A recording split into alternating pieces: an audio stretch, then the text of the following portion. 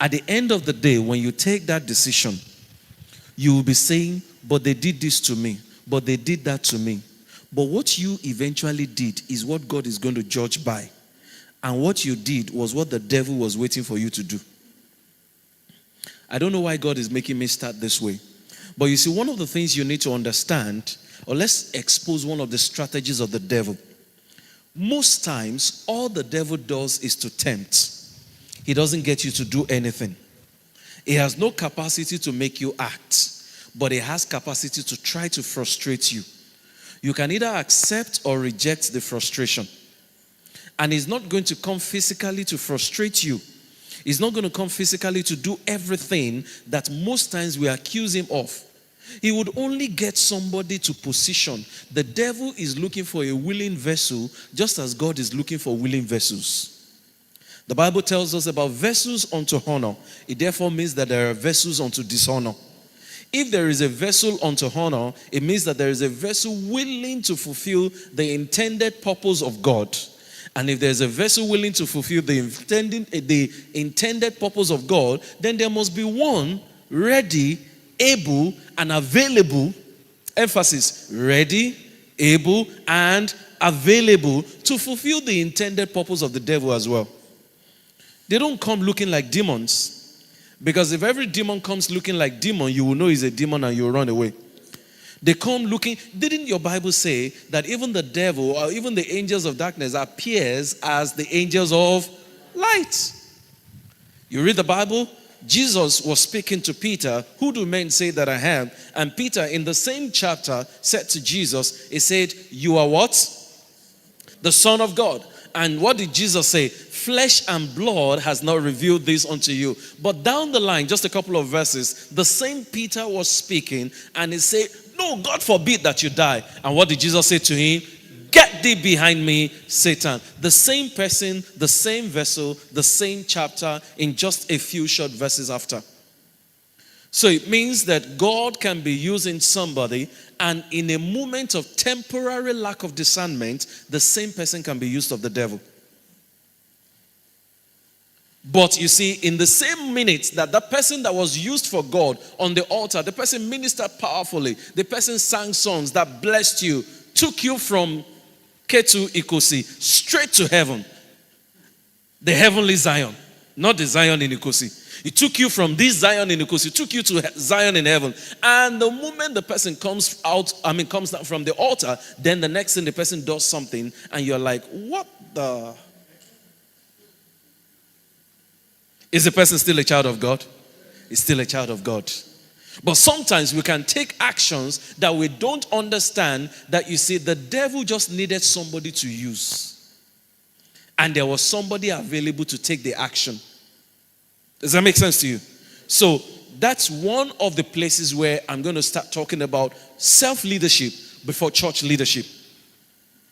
Understanding that your personal actions on a daily basis constitute either, let me call it motivation or offense to the next person behind you or the next person beside you. Every action you take, you are either leading somebody right or leading somebody astray.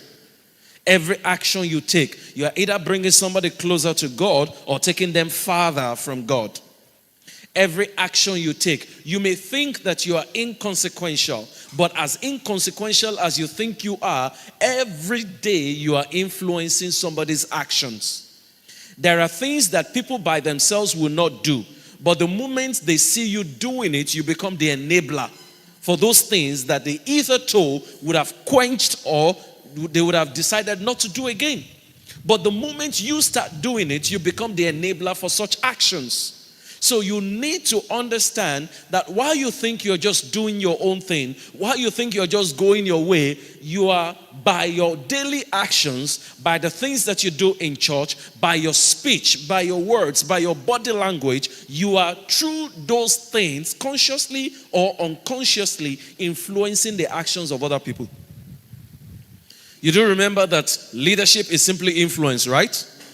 So let's say that you intend to go upstairs, and I ask you, why are you going upstairs, sir? Why don't you just stay here for a bit? You know, upstairs is even a bit hot. Why don't you stay here? There are more windows here. You can get fresh air here. And then the person responds by saying, oh, really, it's true. What you've just done is leadership.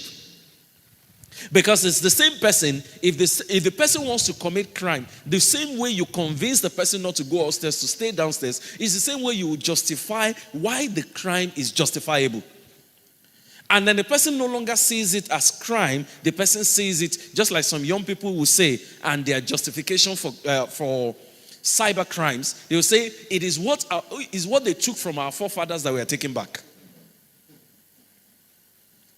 The question is, how did you know that they robbed your forefathers? What was it that your forefather that was in one village, let me mention my own village, in Ikene, so that nobody will be offended. Your forefather that was in the rubber plantation, and all he had was a machete, cutting trees and trying to gain rubber. What did they steal from that person? So you see that when the devil uses people, there will be justifiable actions. So today, the first thing I want you to begin to see is that every daily action, everything you do, even to the way you dress and the way you talk, is either promoting somebody's obedience towards God or somebody's disobedience against God. Your body language, because sometimes people will say, in my own case, they shall know that I don't talk. They know that I don't talk. But you see, we also saw in the scripture a case where Apostle Paul wasn't talking when they were killing Stephen. Was he talking? No. Did he say anything? What did the Bible make us understand that he did? He simply gave signals. He collected the clothes. He stood there, nudging them out. Did he say anything? He didn't say anything. But if he did not give signals, if his body language did not encourage them, would they have gone ahead to stone Stephen? So there are sometimes people who are not talking, but despite the fact that you're not talking, what you're doing can be far more dangerous than those who are talking. In fact, you are the enabler for those who are talking. Apologies, as young as I am, in Yoruba land, you don't say proverbs in front of your elders. So we start by saying, Emma Bino Shebi Owe, meaning that I'm sorry, I apologize, I'm not old enough to give you proverbs. But I'm hoping somebody will also, I'll find an interpreter. They say something about Iromiton Joloriomi. Sir? What is Iromi in English so that I can carry everybody along? Sorry? Water lily. That when the water lily is dancing on the river, the drummer is under the sea. Meaning that there is somebody hidden somewhere that is drumming for the water lily that is dancing. So that water lily that is dancing isn't just dancing. Every action you see from the water lily is being fueled by somebody's action on the ground. Am I making sense to you? So it's very important to see that even when you are not speaking, there are people who respect you. There are people who look up to you. In meetings, in management consulting, one of the things we tell people is there is a positional leader, there is an influential leader. You see, the positional leader is the one, let's say this is a large conference table. By position, the positional leader may sit at the edge of the table. He will take decisions or try to take decisions. He will say, do this, do that, do this, do that. But every other person is watching the body language of another person sitting there. If the body language of that other person agrees with him, they will do what he says. But if his body language is saying something else, they will do what that other person says. Meaning that, So there can be one person who is talking, but he doesn't have the power to make them do anything until that person gets them to say something. And again, in strategy, in negotiation, we have learned by wisdom. Sometimes you want to get certain things. Don't go that. Some of you know, daddies and mommies. In fact, some of your children have become masters at that thing. If they want certain thing, they don't go directly to daddy. Who do they go to? Because they know that whatever mommy says is what? Even daddy fears mommy. So when daddy fears mommy, how do you now go straight to daddy? Because there are cases where you will ask daddy. The reason daddy will not tell you no is because mommy has not spoken. So who are you to go to daddy? Even if daddy wants to say yes, once mommy gives daddy a bombastic side eye, as we say in this generation, mommy will just look at this. Once mommy looks and looks away, daddy knows the answer is no. We're not talking children, no. I'm talking daddy himself. So you understand that there are people who by their mouths will support the church, will support the work, will support the workforce, but by their body language, like the pilot, I have washed my... So the first thing you need to do is to understand that the purpose of self-leadership is to influence flows from personal integrity. The purpose of leadership influence flows from personal integrity. That's why I've said the things that I've said.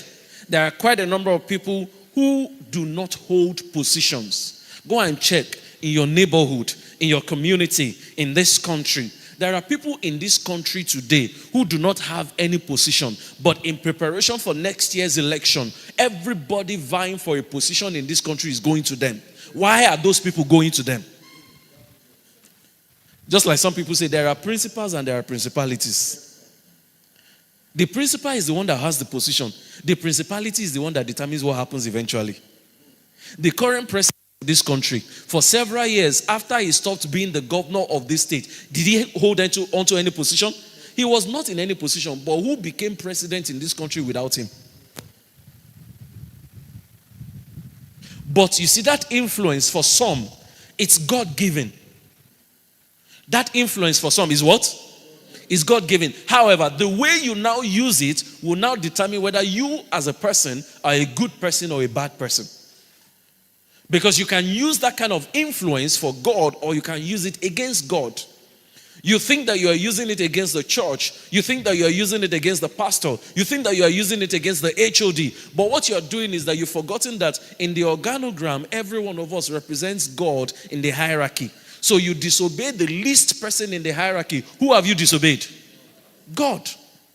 Not your HOD. Not your pastor. Not the GO. Even though that's what it is. But who does the GO report to? So indirectly, it's not even the GO that you disobeyed. It's God that you disobeyed. And when we teach people holiness and unholiness, one of the easiest ways that I remember teaching holiness is the summary of holiness is obedience.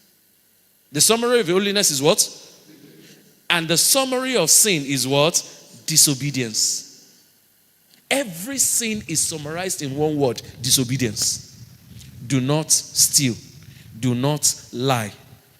Even Jesus, as he was living, he spoke about his disciples and prayed for them that they may be what? One. So every sin is disobedience. Summarized as disobedience. And all righteousness is summarized as what? Obedience. So you need to pay attention to that. You influence other people. You influence other people. Whether you are speaking or you're not speaking. Okay, let me say this. If you don't agree with that one, at least please confirm this one to me. You buy a certain kind of dress and somebody says, it's nice, so please, where can I get it? Have you had people who say that to you? And then the next thing they will go and sew it too, right? Whether it fits them or you know fits them. Then you buy a certain kind of car. You say, this your car is very nice. I even heard that the car does not consume fuel. I say, please, can you link me with your seller? Then the next thing you hear, you moved to this area. I heard that area is very good. How many people move? Have you had a situation where people move to an area because of you? Let me see hands. Okay. There are a few people. That people move to an area because of you, right? So you do understand that if you move out of that area, they will wonder, what did you see? And next thing, they will start planning to... How many of you also understand that people came to church? Some people came to church because of you. And so you know that the moment you start acting funny in the same church that they came to because of you, what will happen? So you're a leader. Every one of you, regardless of the physical role that you play in church today. So, okay. Jesus is our model. We already know that. We saw him demonstrating that. He prayed. He did not try to overrule anyone. He did not try to make anyone feel smaller or insignificant. He carried everyone along. So much so that at the point when he was to be killed, the people who came for him could not identify him. They needed a betrayer to identify him. And a kiss identified him to show that this is him. So he mingled with everyone, not seeing himself above or beneath any one of them. So let me move on from that particular one. We saw that Moses spent 40 years being prepared. And the major emphasis we even want to start with here is that your personal life will be prioritized above your public life. Your personal life must be prioritized above your leadership life in public. Take care of your personal life beyond your public and leadership life or your service life in the church. Remember, Jesus said that at the end of the day, he will say to many people, "Depart from me, you workers of iniquity, I do not know you." You remember that? Why is he going to say to people, "Depart from me, you workers of iniquity, I don't know you"? The reason is very simple. It's because there are so many people who are bishops, apostles, what else? Give me those other titles. Bishops, apostles, reverend, right and wrong reverend, most senior, holiness, archbishop, pope, doctor, everything. But in their private lives, their lives do not glorify God, and there is no personal leadership. But then, we're already told clearly that God himself, he looks at the heart, but man looks at what? The outward appearance. But it's your heart that will get you to be judged in heaven. So since that is what God is going to judge, since that is what God is looking at, before we call you brother, if for example, somebody passes at a good old age, that sister, that brother, very dedicated, very committed, very solid, even in heaven, Jesus will wonder, who are they talking about?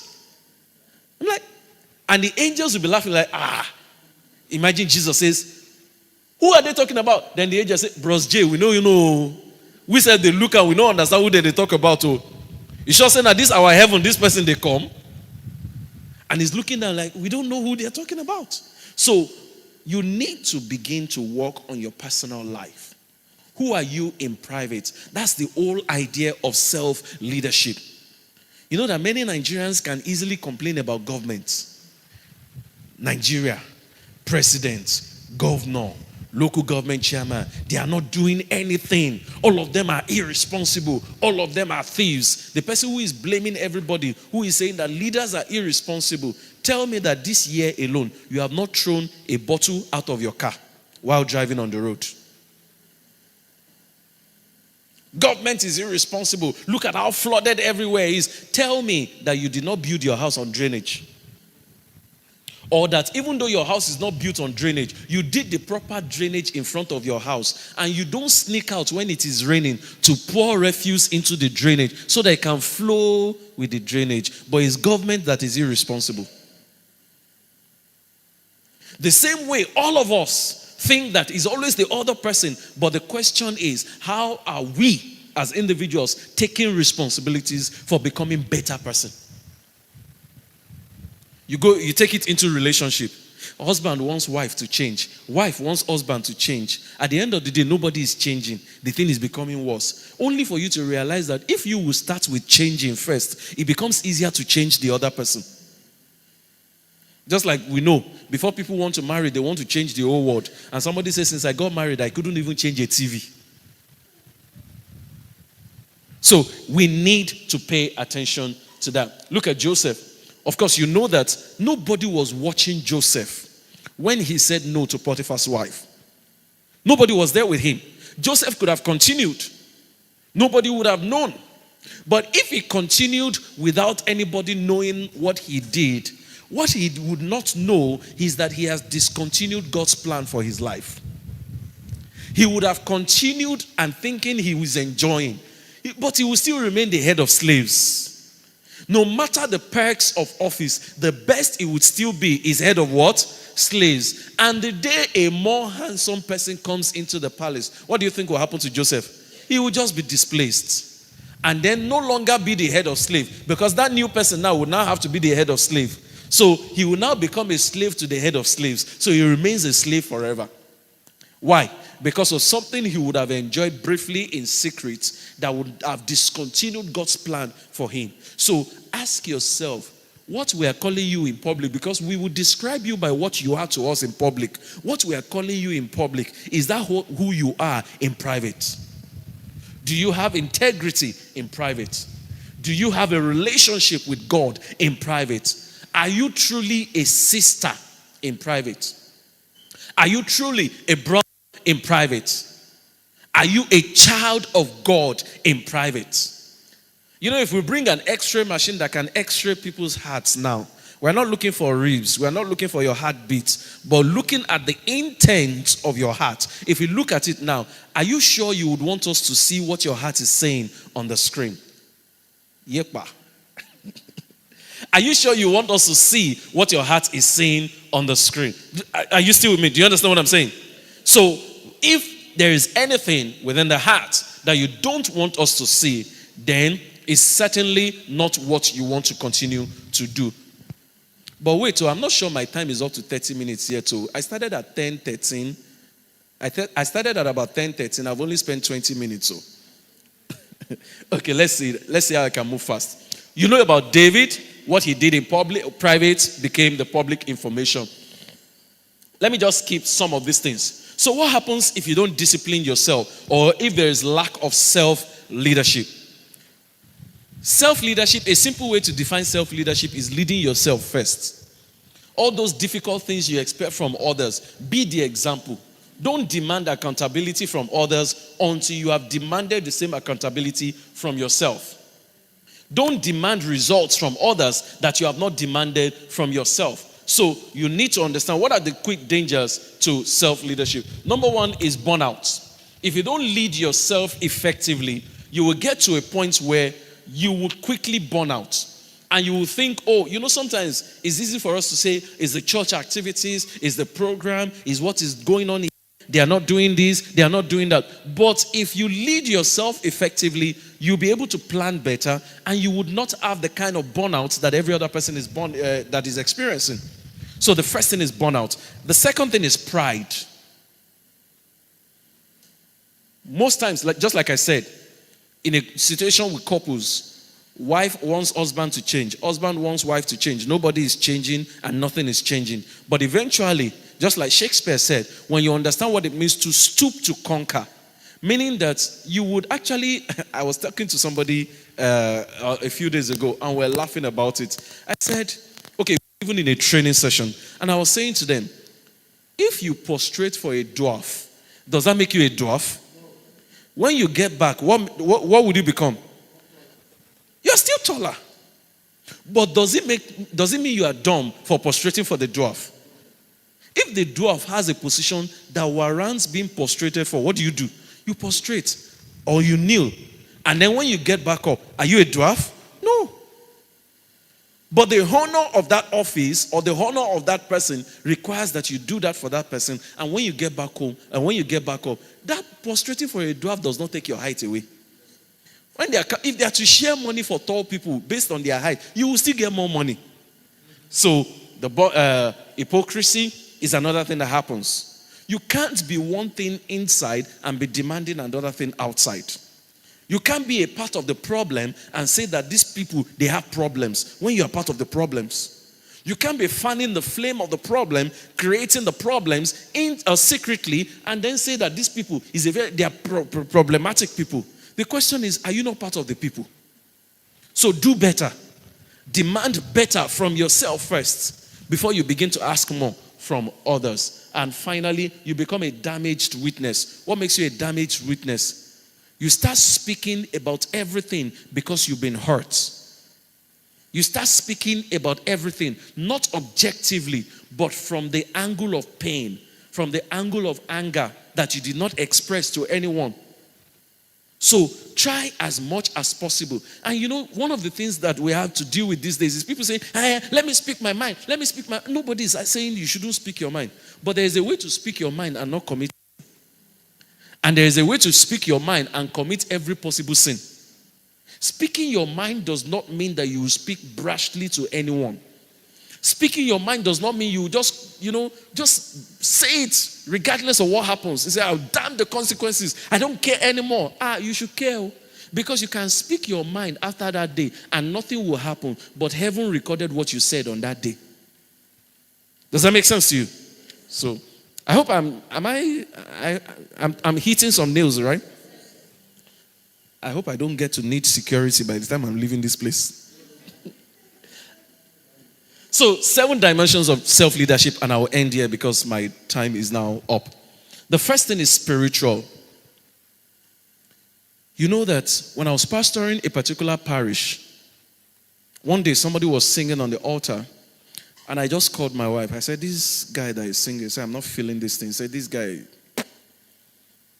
he said, it's rubbish that this guy is doing. He's not. But emotionally, everything felt like he was spiritual.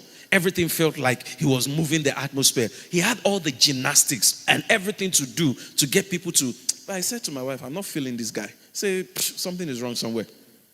Do you know that 7 days later, he stole the generator of the church?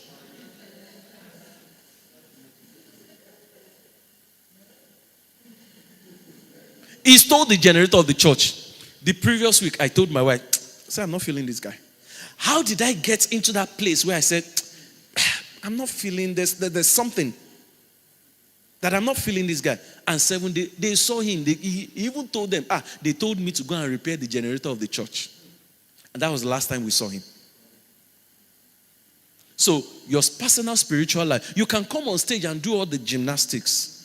There are some people who are in a sensitive spiritual place. Once they don't connect with you, it's not because they don't like you. It's because you don't have a spiritual life. And it's not everybody that will tell you. Do you understand? It's not everybody that will tell you because they are probably not in a position to tell you. So make sure you have a solid spiritual life before you even come and take microphone. And once you're a worker, you know they can call on you anytime to come and take the microphone, right? All right. Then emotional. Yes, emotion is involved in things. But you see, just as good as emotions are, in fact, God gave us those emotions to make sure that we don't bottle up diseases. Because anger is what causes cancer for some people.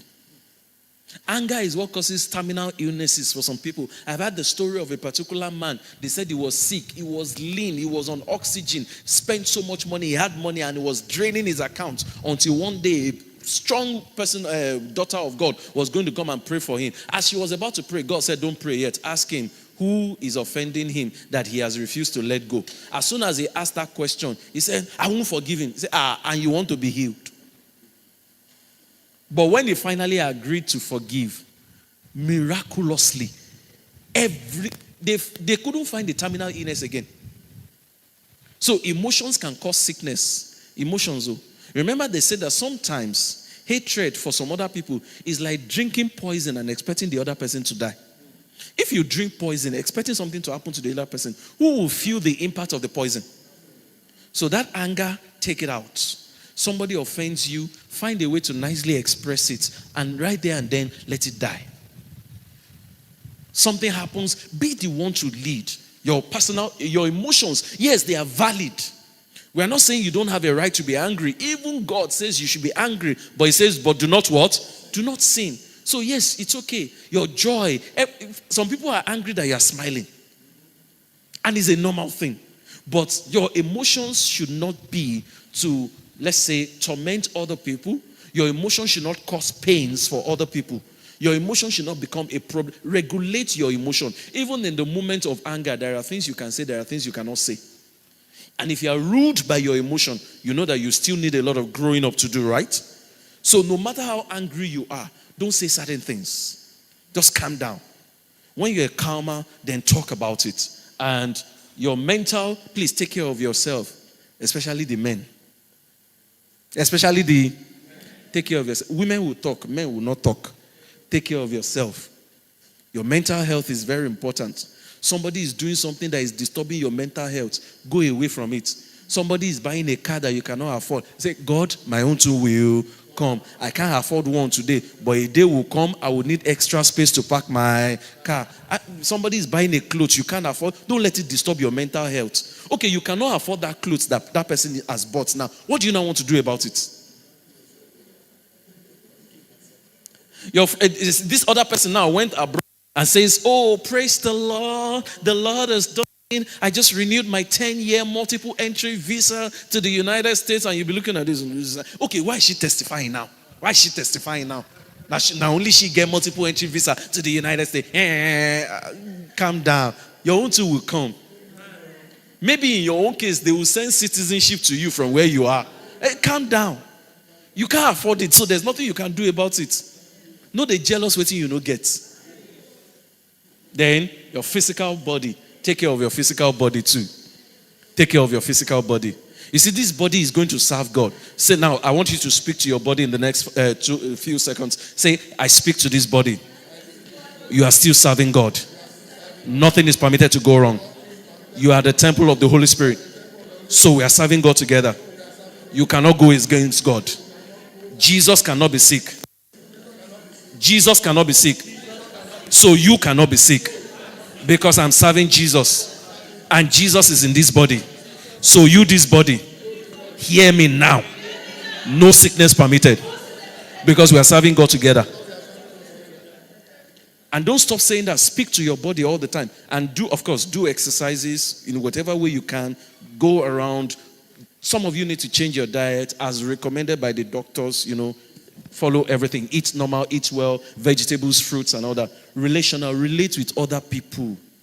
Relate with other people. It may be difficult initially. Say, me, I'm just by myself. Oh, I don't do. God said in the beginning, it is not good for man to be. It was when Eve was alone that she was tempted. It's not good for man to be alone. Then financial. Your finances too. Take care of your finances. It's when you take care of your finances, you realize that it's sweet to serve God when there is money. How many people agree? They are doing certain things you can put money to there. You see a child in church who is not going to school. You can say, don't worry, I'll take care of your school fees for this time. Or in fact, till you graduate, I'll take care of your school fees. And you will get to that level. But your finances, take care of it and ask God to guide you. I'm also in that place asking God to please guide me. And I've seen, this year alone, I've seen significant changes in my finances. When I say significant, I'm not there yet. It's not even close to, but I've seen the changes. Things are improving. Especially, I even started the year by giving first fruits. It wasn't easy. You are the father of the house. You have children. Children that don't understand that there is no food in the house. If they cry, they will help you announce to your neighbor things that you cannot say to them. It's your neighbors that will not come and be saying, hey, they're full longe. When your neighbors start telling you, please go and feed him now. Are you going to tell your neighbor there's no food at home? Children know how to announce you without you announcing yourself. So you need to start working on that. And finally, your time. Punctuality to God. See, personally, I believe that if you're not a punctual person, you're not good at planning. I believe you're indisciplined, and I believe you're a fraud. That you are poor at managing time. As our pastor here, one day, the PICP of our province told him that, when it comes to Fola Daniel, as far as punctuality in church is concerned, he said, in fact, you can't beat him to church. And amongst the ministers, my house is the farthest to our parish. I live in camp. The church is a beggar. Many of the other people live there inside Magodo Phase 1. I get to church before every one of them. I live in Campo. I will get to church at 6 a.m. Sometimes 6:05, sometimes 6:10. But I will always get to church before every minister. And my house is the farthest. So how do I do that? My respect and my discipline for time. I've been speaking for over 20 years. Not once have I arrived late for any of my events. If I do that in the corporate world, why will I not do it inside church? Even when I was in camp and my parish was in Ogba, the streets there, members are on the streets or 2 streets away, 3 streets away. Me that was living in camp will arrive Ogba before every member. Sometimes I'm the one to open the gate and I'm living in camp. They live on the same street as church. I will arrive church before them. It should never be that you are running to church at 7:45. I don't know what time you start workers meeting, or 7:30 when it's supposed to start at 7. It should never be. You should be the one waiting for God. It should not be God waiting for you. Because coming to church is an appointment with God. So if you realize that coming to church is an appointment with God, they call a program, everybody agrees to it, you show up before the time. Are you the senior brother of God? Sometimes when we discuss some matters, I would jokingly say, those are the senior brothers of Daddy Gio, leave them. But we're simply saying that you're on your way to hell. So if you are not the senior brother of God, you are not the elder brother or elder sister of Daddy Gio, They call a meeting in church. If you're going to be there on time. Be there before they start. Except if you're coming from work and for whatever reason you can't make it early. But outside of that, you're coming from your home. I don't make it a habit that they will start. You say, they won't even start first. Let them start before I go there. You are coming as what? The guest minister invited by God? Please change your habits. That's the much I can take. God bless you, sons and